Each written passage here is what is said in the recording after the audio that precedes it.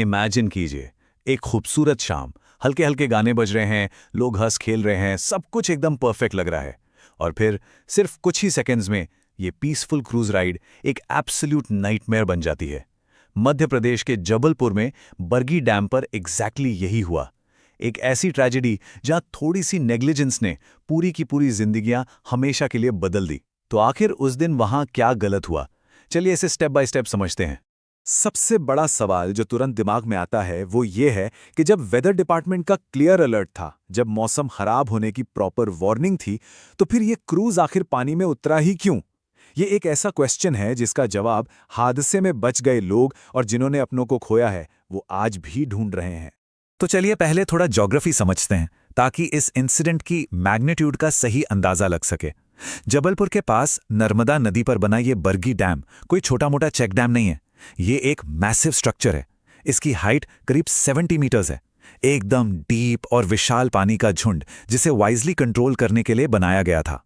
और इसकी लेंथ की बात करें तो ये कंटिन्यूअसली 5.5 किलोमीटर्स तक स्ट्रेच होता है। अपनी इन्हीं खूबसूरत वादियों और व्यूज की वजह से ये एक मेजर टूरिस्ट हब बन चुका है। देश भर से लोग आते हैं यहाँ, स्पेशली इस क्रूज की पीसफुल सीनिक राइड को एक्सपीरियंस करने के लिए। उस दिन भी बोट पर दिल्ली और केरला जैसी अलग अलग जगहों से आई हुई फैमिलीज मौजूद थीं।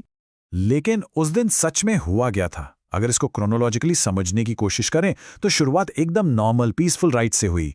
अंदर लोग एंजॉय कर रहे थे। फिर रिटर्न आते वक्त मौसम लिटरली अचानक बदल गया। बहुत तेज हवाएं चलने लगी और उस शांत डैम के पानी में समुंदर जैसी डेंजरस वेव्स बनने लगी। बोट उस हैवी हवा के प्रेशर से अपना बैलेंस खोने लगी, ग्लास टूटा और अल्टीमेट डिजास्टर, पूरा का पूरा क्रूज पानी में कैप्साइज हो गया, यानी पलट गया। अब यहाँ एक बहुत ही शॉकिंग डिटेल सामने आती है। सर्वाइवर्स ने बताया कि क्रूज करीब 75 किलोमीटर पर आवर की तेज स्पीड से वापस अपने स्टार्टिंग पॉइंट की तरफ आ रहा था। लेकिन तभी completely unexpectedly 40 kilometre per hour की स्पीड से तूफानी हवाएं उससे आकर टकराती हैं। इस अचानक वेदर शिफ्ट और डबल इंपैक्ट की वजह से हाई स्पीड पर चल रही उस बोट ने पूरी तरह अपना कंट्रोल लूज कर दिया। अगर सिंपल शब्दों में समझें तो पैनिक का एक्सट्रीम लेवल तब शुरू हुआ जब दो बहुत ही मैसिव लहरें सीधे आकर बोट से फोर्स के साथ टकराएं। उनका इंपैक्ट इतना ब्रूटल था कि क्रूज के कांच के शीशे चकनाचूर हो गए।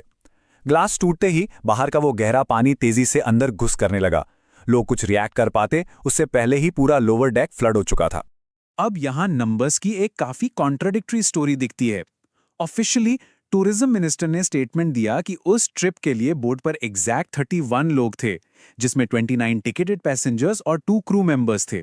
लेकिन जो लोग उस मौत के मुंह से जिंदा वापस आए, उनका क्लेम बिल्कुल अलग है।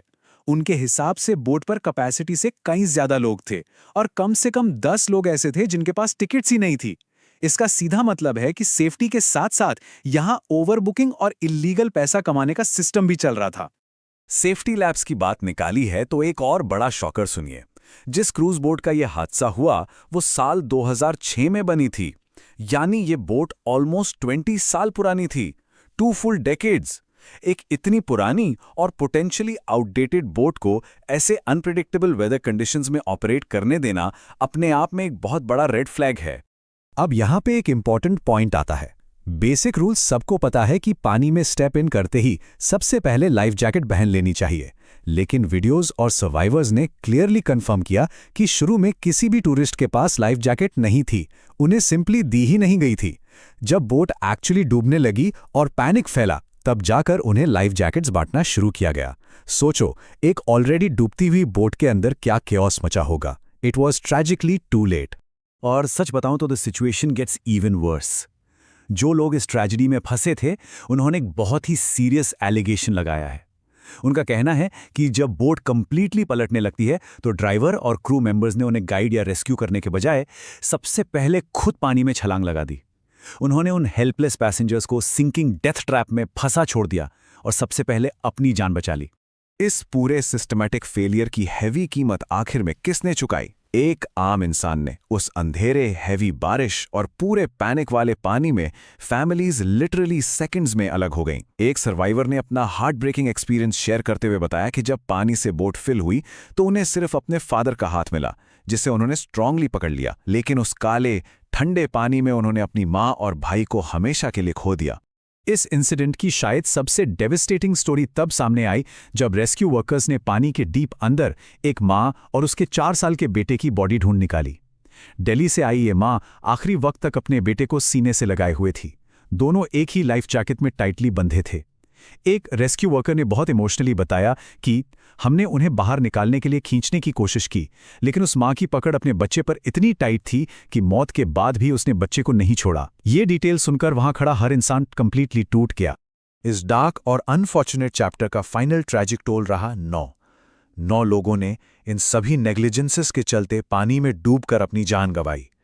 ये पूरा मंजर इतना पेनफुल और हार्ट ब्रेकिंग था कि जो ऑफिशियली ट्रेंड एनडीआरएफ और एसडीआरएफ के टफ रेस्क्यू टीम्स वहां थे, ड्यूटी पर मौजूद पुलिस ऑफिसर्स थे और स्पॉट पर आए हुए मिनिस्टर्स तक, किसी के आंसू नहीं रुक रहे थे। बेसिकली अगर हम अब तक की पूरी पिक्चर को ऑब्जर्व करें तो ये साफ दिखता है कि ये महज एक अनलकी एक्सीडेंट नहीं था। ये ह्यूमन नेग्लिजेंस का एक डेडली कॉम्बिनेशन था। सोचिए, 20 साल पुरानी बोट, वेदर वार्निंग्स को टोटल इग्नोर करना, एंड मोमेंट तक लाइफ जैकेट्स हाइड करके रखना, क्रू का उस कावर्डली तरीके से भाग जाना और इल्लीगली टिकटलेस पैसेंजर्स को बोट पर चढ़ाना। हर एक सेफ्टी रूल को तोड़ा गया और रिजल्ट हम सबके सामने है। जैसा कि ऐसी बड़ी घटनाओं के बाद होता है, पॉलिटिकल रिएक्शंस भी आना शुरू हो गए। इम्पार्शियली दोनों साइड्स को देखें तो कांग्रेस लीडर दिग्विजय सिंह ने एक बहुत वैलिड पॉइंट उठाया है कि वेदर अलर्ट होने के बावजूद आखिर ये क्रूज किस अथॉरिटी के ऑर्डर्स पर ऑपरेट कर रहा था। वहीं दूसरी तरफ मध्य प्रदेश के सीएम मोहन यादव ने क्लियर स्टैंड लेते हुए एक हाई लेवल प्रोब ऑर्डर की है। उन्होंने प्रॉमिस किया है कि इस लैप्स में जो कोई भी शामिल पाया जाएगा उसे किसी भी हाल में बख्शा नहीं जाएगा। इस दौरान गवर्नमेंट ने इमीडिएट फाइनेंशियल रिलीफ अनाउंस की है। स्टेट गवर्नमेंट विक्टिम्स की फैमिलीज को 4 लाख रुपए का कॉम्पेंसेशन दे रही है। इसके अलावा पीएम रिलीफ फंड से भी 2-2 लाख की असिस्टेंस अनाउंस की गई है और इंजर्ड लोगों को 50,000 रुपए दिए जा रहे हैं। सीएम ने यह भी एक इंपॉर्टेंट बात कही कि 15 अगस्त को उन लोकल ब्रेव लोगों और रेस्क्यू टीम्स को ऑफिशियली सम्मानित किया जाएगा जिन्होंने उस वक्त अपनी जान रिस्क में डालकर दूसरों को बचाने की कोशिश की। और आखिर में ये पूरी ट्रेजेडी एक ऐसे अनकंफर्टेबल सवाल पर लाकर खड़ी कर देती है जिसके बारे में हम सबको डीपली सोचना चाहिए। ऑन पेपर रूल्स कितने भी स्ट्रिक्ट क्यों ना हो, जब ग्राउंड रियलिटी पर बेसिक सेफ्टी से ज्यादा प्रॉफिट को प्रेफर किया जाता है तो वहां जिंदगियों का नुकसान होता है। क्या वाकई इंडियन टूरिज्म स्पॉट्स पर ह्यूमन लाइफ से ज्यादा पैसे को प्रायोरिटी दी जा रही है? ये एक ऐसी जरूरी चर्चा है जो एक्सीडेंट की हेडलाइन पुरानी होने के बाद भी जारी रहनी चाहिए। चलिए इस एक्सप्लेनर को यहीं रैप अप करते हैं। जल्दी मिलेंगे एक और डिटेल्ड ब्रेकडाउन के साथ।